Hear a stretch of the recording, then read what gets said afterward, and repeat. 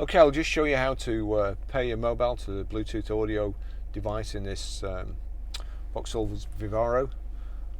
First of all, switch on Bluetooth, switch the radio on, then you want the settings button on the bottom right hand corner there.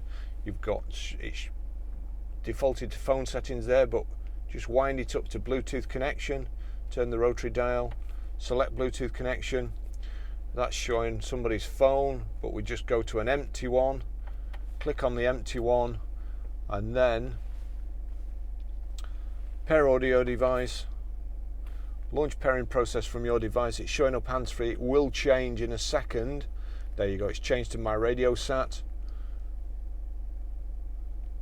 Dial BT pin code of device. Well, I'm just going to go 000,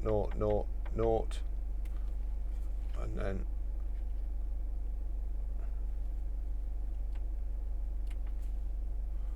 click the arrow there to OK.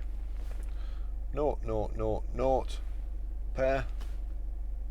I don't want to allow it to sync my contacts and favourites because I won't be using it again, but you will. So I'm just going to click don't allow there, but it's connected. It'll just show on the phone there. Yeah, Barry's iPhone paired.